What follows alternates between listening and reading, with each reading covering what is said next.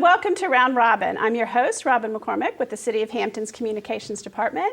And today we're going to talk a little bit more about one of the spin-offs from the Safe and Clean initiative. My guest is the Director of Human Services, or Social Services, as most people call it, Wanda Rogers. Welcome. Good morning, Robin.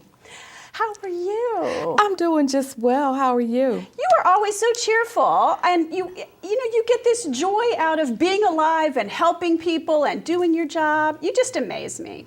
It feels like an assignment, and I love doing it better every day. Well, thank you.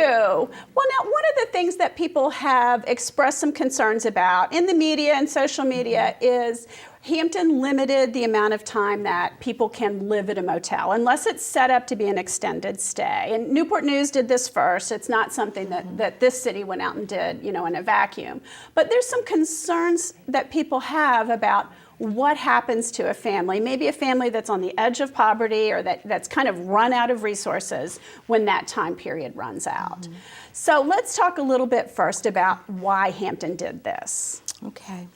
We've had to take a look at people living in hotels, Robin, because interestingly enough, of the people that are living in the hotels in Hampton, less than 5% have any involvement with social services at all. And so what we are trying to now determine is, why are they living in hotels? So we have expanded the duties of our current staff to partner with the city to go out and just have conversations with people who are living in the hotels. We know that in the late 80s, people just decided for various reasons to live in hotels. And so the hotel stays increased over where they had ever been. And so as we began to look at that, we decided that it was worthy of having a conversation with the citizens in Hampton to determine what got them there. As we've talked, we know that there are over a dozen reasons why people choose to live in hotels. And so for those that are customers of our agency, a part of it had to do with credit. Mm-hmm. Not really being able to have the kind of credit to secure an apartment. It takes credit, it takes a security deposit. Those are big hurdles for some folks. It does. Not having that first and last month's rent that is required in order to do that, but also just the conveniences of, not having to pay utility bills. Not having to do just but one thing, which mm-hmm. is to pay that weekly rate or that monthly rate. So we're excited about the opportunity to have conversations with the citizens that are living there and to share with them what resources we have at the department that maybe they can take advantage of, because our goal and our focus would certainly be on helping to move those who would like to from the hotel living arrangement into a permanent living arrangement that can be supported by state funding and federal funding as well. So what are some reasons that a city like Hampton or like Newport News can say it isn't a healthy situation for a family, which sometimes could be a family of 4 or 5 people with children living in a hotel room that has 2 beds and a small bathroom? Well, certainly when there are families involved, we would want to be able to immediately get in there and to offer alternatives for a variety of reasons. While the hotel accommodations might be fine for very short-term stays, it's very difficult to have children exposed to all of the things that we think are healthy for them in a setting like that. I do want to share with you, Robin, that we have done about 26 assessments, and of those 26 so far, there have not been any families involved, mm-hmm. and so that's good news. That is good news, because if a child's involved, they might get lost in the school system. Yes. I mean, they can still go to their same school, they can yes. get benefits, but I don't think a family who's kind of on the edge is always able to be as proactive. They might miss more school. They might not have a really good place to do homework or have the supplies they need. There's a lot going on in a one room that everybody's locked up in, and it's tough. Not to mention, it's not the healthiest place to eat. You can't cook food. You get, kind of stuck in a cycle of fast food or takeout food and things that are probably not quite as healthy and even a little more expensive in the long run. And the children just always tell us it's just not comfortable. We did intervene in one situation not too long ago where there were about 6 people in one hotel room. And so trying to get ready in the morning and, everybody having to share the bathroom and taking turns and not having any space of their own to keep their clothing and their toys and those kinds of things. They could tell the story much better than I can about why that just was not a good living situation for them. And so we were able to quickly listen to what they were saying and move them into an apartment where there was more space and they could enjoy some separate places, to do the various activities that are typical for families of that size. So Wanda, what are you finding is causing this to be a living situation for people, and how are you able to help some of these families or individuals out of that sort of cycle? Now, Robin, based on what we've found out so far, it is basically a choice because of the reasons that I identified earlier. It's short term, it's not a commitment. Maybe you pay by the week, you don't have to budget and plan and save for a month at a time. You can pay by cash and you don't necessarily have to put up a credit card to, really hold, your space, and you can come and go as you please. You can return every day to, just a clean surrounding, just a whole lot of things that people have said that were interesting to us. But because of that, what we found is that there have been people living in some of our hotels and motels 5 and 10 years. And so we were a little bit amazed by that thus far, and we are partnering with the city as inspections are happening to determine which motels we will go out and really just try to engage the people who are living there. And so we haven't done but one at this point. And in that hotel, the average age of the people that were living there was 50 years old.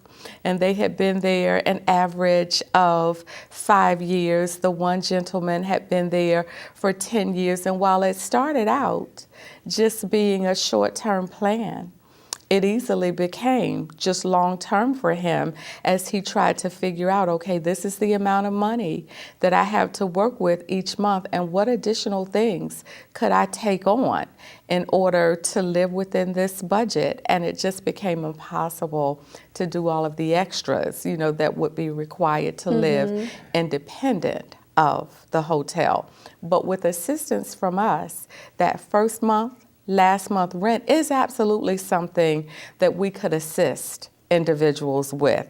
And then, to be able to have them, if it's not really, really out of the ordinary, deal with their credit issues, to be able to kind of clean that up a little bit and to help them be able to start off fresh and then be able to secure for them housing stock that they can afford. Another thing about the staff who work this program, they are very familiar with the housing stock. They have built wonderful relationships with landlords, and so there are countless possibilities for people that they would not necessarily know about had they not had the conversation with our staff. So are some of these folks just afraid to ask for help, or it's not in their character, or do they just not know it was out there? Interestingly enough, there is stigma attached to the Department of Human Services, and it is not necessarily where people want to be. Right. And so rather than come to our doors and seek assistance, they try to just make it on their own, which is a reason we are just going to go out and have conversations with people. This is not, one of those situations where come into the Department of Social Services and become a part of, the social services tradition.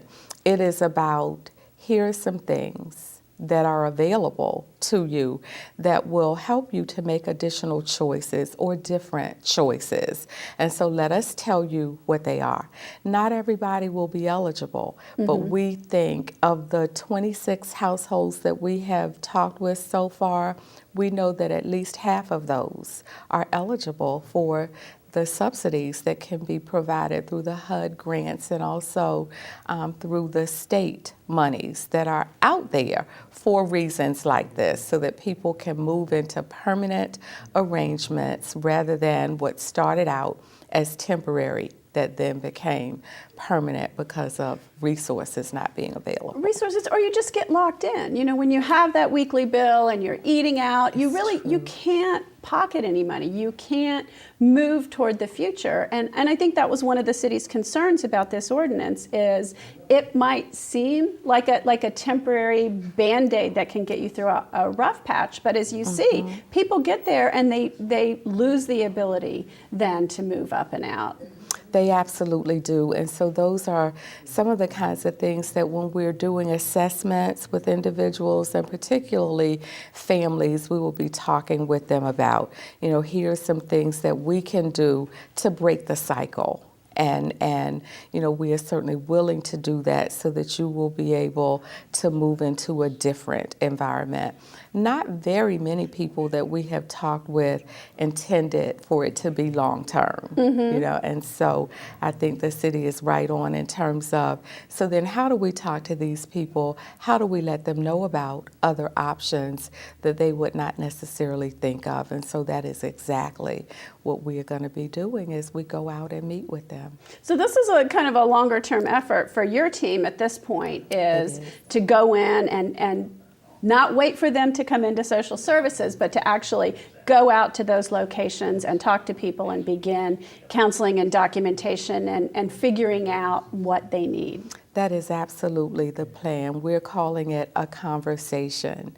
We're going to share with them all of the things that the city is focused on right now relative to, as you mentioned earlier, the Safe and Clean initiative. What are some things that you would like to see us focus on? And in this particular instance, housing, is one, and long-term housing, and what can we do to assist you in that effort, and just getting as much input from them so that it becomes their plan, not ours. And then we can talk with them about ways that we can support what their goals were and just do that.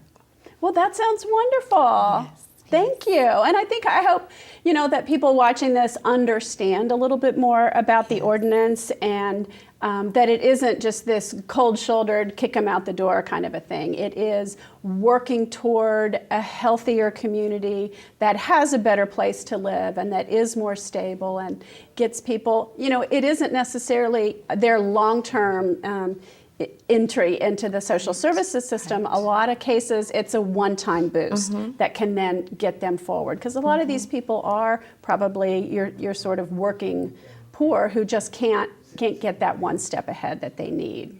One of the things, Robin, that I like about what Hampton is focused on is the whole issue of homelessness.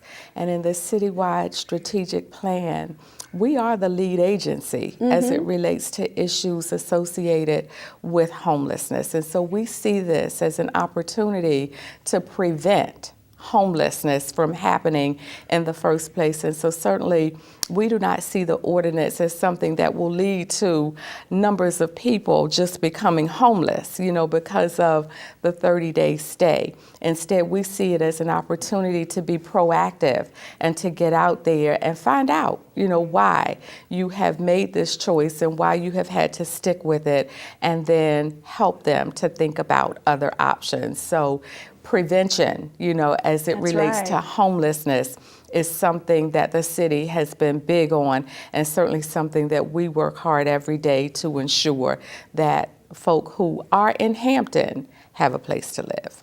That's wonderful. Well, thank you, Wanda. I really You are appreciate so hearing more welcome. about this. Yes. And I can see why you always have a smile on your face, because you really do love what you do and helping people and working on some of these big social and societal issues. Absolutely. Thank you, Wanda. You're welcome, Robin. And thank you for watching. I hope you've learned a little bit more about the background of the hotel ordinance and also how the city is working to help people get ahead and get into a more stable and safe housing environment. Thank you.